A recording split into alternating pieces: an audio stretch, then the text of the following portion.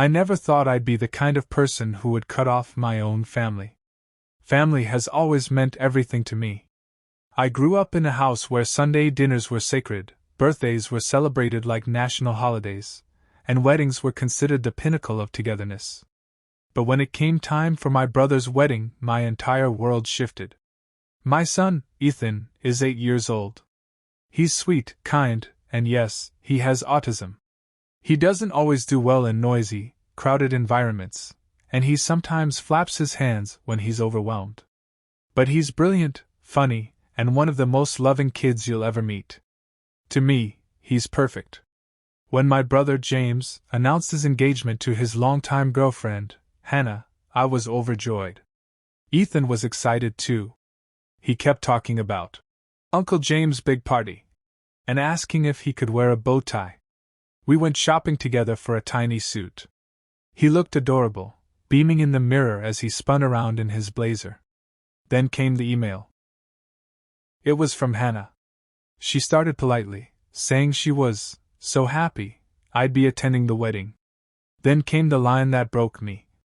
We kindly request that Ethan not attend the ceremony or reception, as we'd like the atmosphere to remain elegant and distraction-free. I read it 3 times, thinking maybe I misunderstood. But no. They were banning my child from the wedding. My son, his own nephew. I called my brother immediately. James, what is this? Hannah says Ethan can't come?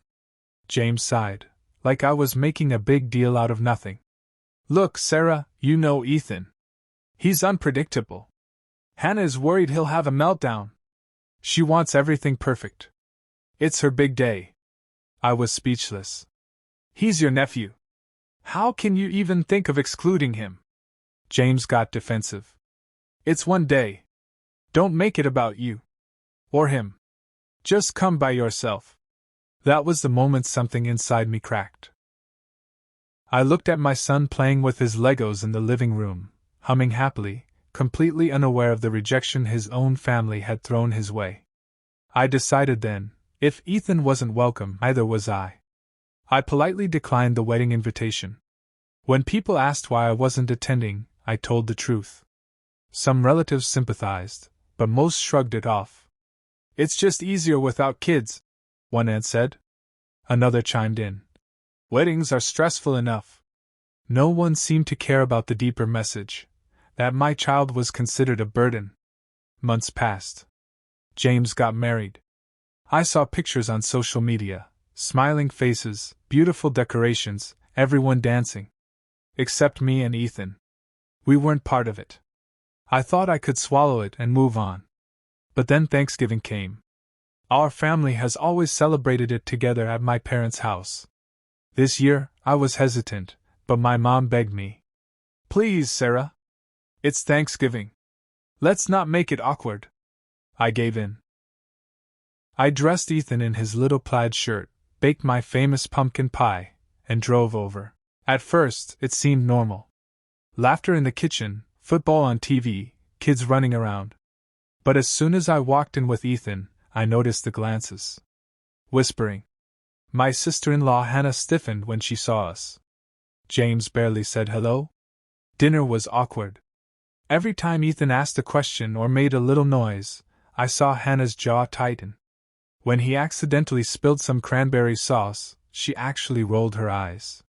My brother muttered, "See, this is why," but didn't finish the sentence. That was it. I stood up, shaking with anger. You know what? I'm done. Done pretending this is okay. Done acting like my son is some problem you all need to hide away. He is part of this family. If you can't accept him, then you don't get me either. The table went silent. My mom whispered, Sarah, please. No, I said firmly. You all excluded Ethan from the wedding. You made him feel unwanted in his own family. I let it go once, but I won't anymore.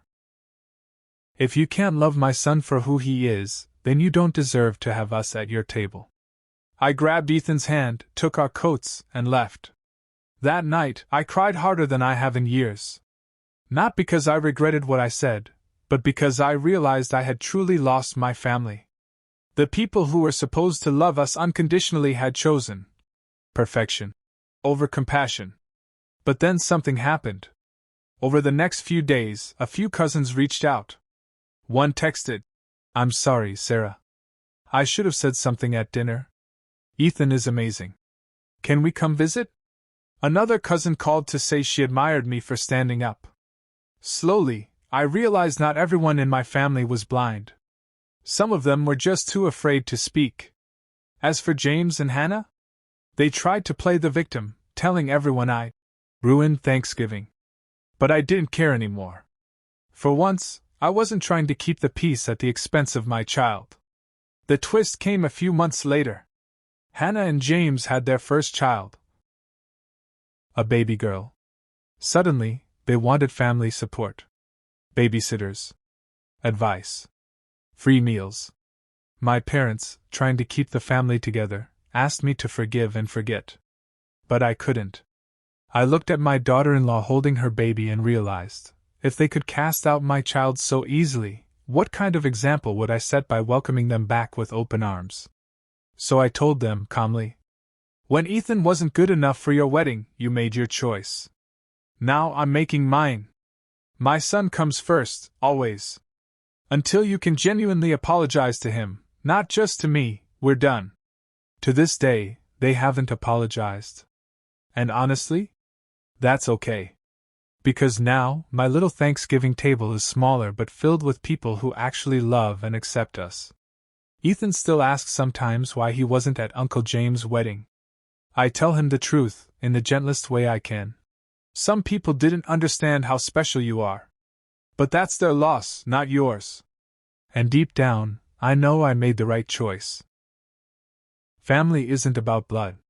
It's about love, and if you can't show up for my child, then you were never really my family to begin with.